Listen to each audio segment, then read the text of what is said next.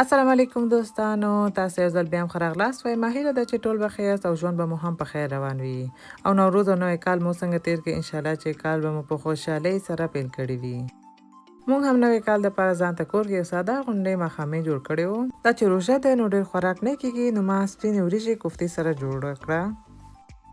نوروز دپاره مې اف میوه هم جوړه کړې وه. نو اف میوه مې یو 2 ورځې مخکې له نوي کال نه تیار آماده کړې وه. او د دې ویډیو مې تاسې سره تیار مخکې نه شریکه کړې وه. که چیرې تاسې هم جوړول غواړئ نو تیار ویډیو به وي. اف میوه عموما خلک افغانستان کې د نوروز په وخت کې جوړوي او ډېر خلک یې د نظر په نیت جوړوي. ولې زما ډېر خوښیږي، فقط د دې لپاره جوړوم، نور د هیڅ شي په نیت یې نه جوړوم. د اف میوې جوړول ډېر آسان دی. فقط ورقمه وچې میوې په اوبو کې خیشتې کېږي او 4 ساعته دپاره همداسې ایښودل کېږي.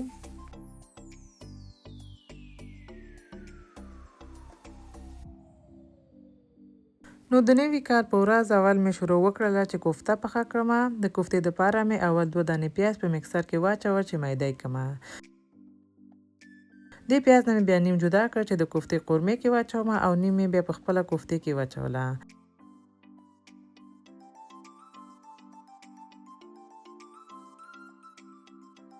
پیاز مې چې نیم جدا کړ، باقي پیازو کې مې اوږ او تازه دڼیا هم واچوله او مکس مې کړ.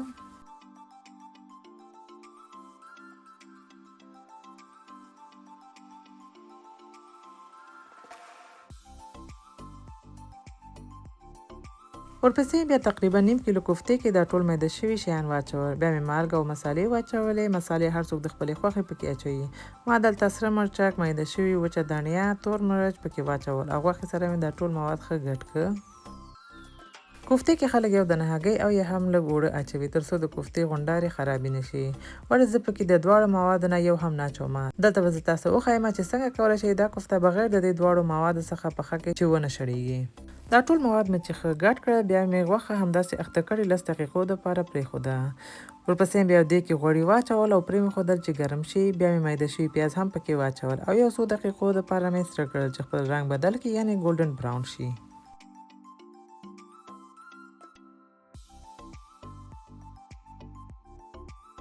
بیا مې 2 میانه سایز رومیان چې مکسر کې ښه مکس کړي وو، دا مې د پیازو په سر واچول. دا مې یو څو دقیقو دپاره ښه وښورولو.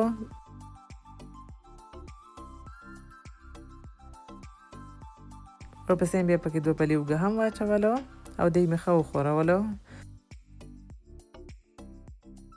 بیا مې هماغه مسالې چې غوښې اخته کولو په وخت کې اچولې وې، هغه مې دې قورمې کې هم واچول. لکه د ضرورت په اندازه مالګه، سره مرچ، تور مرچ، د رنګ دپاره مې لږ روب هم پکې واچول، لږ مې هم پکې کورکمن واچولو. دا هر څه مې ښه سره مکس کړل. بیا مې پرېښوده چې ښه صحیح پخه شي او غوړي را پرېږدي.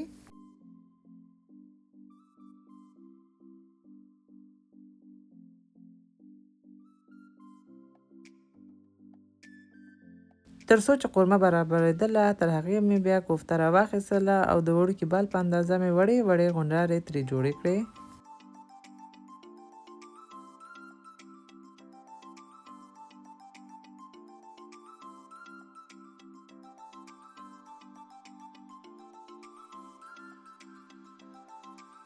تر څو چې ما دا کوفتې جوړولې نو رومیانو هم غوړي را پرېښي وو.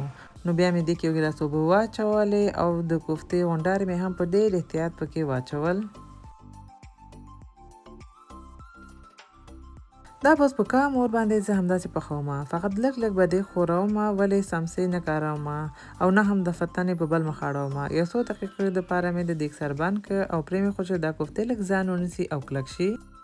10 دقیقې بعد مې په ډېر احتیاط سره دا کوفتې په بل مخ واړول. کوفتې چې تقریبا پخې شوې، بیا مې یو څو دانې تازه مرچ او تازه دڼیا هم پکې واچوله او پرې مې ښودله چې ښه صحیح پخه شي او غوړي را پرېږدي.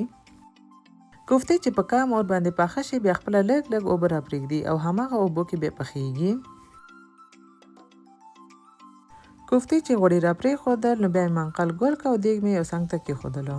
ورپسې بیا د سپینو وریجو پخولو دپاره یو دیګ کې جوش اوبه او مالګه واچوله. وریجې مې تیار یو ساعت مخکې خیشتې کړې وو چې لږې پستې شي. هغه مې بیا په اوبو کې واچولې او پرې مې ښودلې چې تقریبا 80% نرمې شي.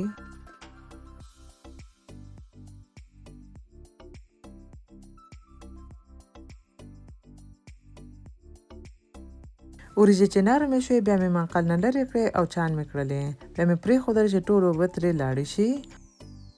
تر هغې مې بیا د وریجو سر دپاره په یو بل لوښي کې غوړي واچول او پرې مې ښودل چې ګرم شي.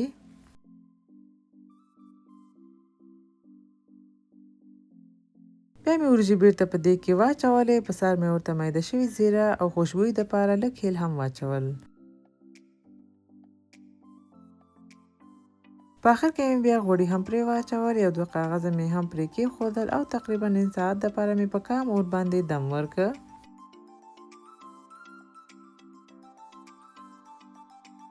منځ کې مې چې وخت پیدا کولو نو د ډوډۍ میز مې هم تیار آماده کړ او هر څه چې ضرورت و لکه مشقابونه، ګلاسونه، قاشق پنجې دا مې ټول تیار میز په سر کېښودل تر څو آخر کې بیا ګډوډي نه شي.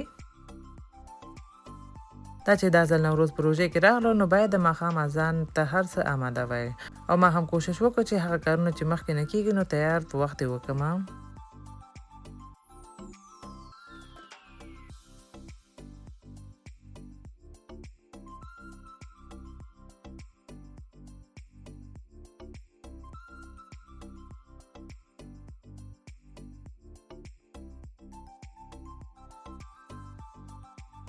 میز مې چې آماده شو بیا دوباره اشپزخانې خواته لاړم او بیا مې یو څو دانې خرما راواخیستل او چهارمغز مې پکې کېښودل چې په دا طریقه زموږ ډېر خوښیږي.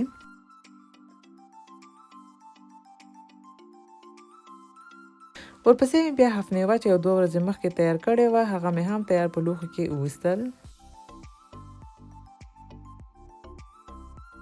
بیا مې ځان ته او ژوند ملګري ته یو موهیتو هم جوړ کړ چې د دې دپاره مې لږ فیلنی په یو غټ ګیلاس کې واچولو. بیا مې نیمه دانه لیمو هم میده کړ او په دې ګیلاس کې مې واچول. بیا مې دا دواړه ښه سره وټکول. ورپسې مې د دې دپاره چې کوم ګیلاسونه خوښ کړي وو دا مواد مې دواړو کې تقسیم کړل. بیا مې پاورایټ نه نیم په یو ګیلاس کې او نیم په بل ګیلاس کې واچول. ورپسې مې بیا دواړو کې لږ لږ واوره او د لیمو فانتا هم پکې واچول. د دې دپاره چې رنګ بدل شي او ښایسته 2 رنګې غونډې شي نو د دې دپاره مې پکې لږه روح افزا هم واچول او ښه مې میکس کړ.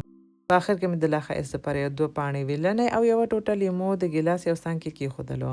نو دا ډرینکس تیار شول. دا څښاک زه ماشومانو ته نه ورکوم نو هغوی ته مو یوازې د انګور او الوویرا جوس ورکړه. لکه څنګه چې تاسو پوهیږئ چې زموږ په کور کې د روژې میاشت کې د میوې چاټ ډېر جوړیږي او د ټولو ډېر خوښیږي نو دا مې هم جوړ کړه. میوې چې څومره را سره کور کې موجود وي هغه مې میده کړل او په یو لوښي کې مې واچول. ورپسې مې بیا لږ روح افزا قیماق او شیدې هم پرې واچولې او میکس مې کړه. د دې چاټ جوړولو طریقه به مخکې هم څو ځله تا سره ما شریک کړې وي نو دې نه تاسو اندازه لګولی شئ چې دا څومره خوندور راځي او زموږ څومره خوښیږي.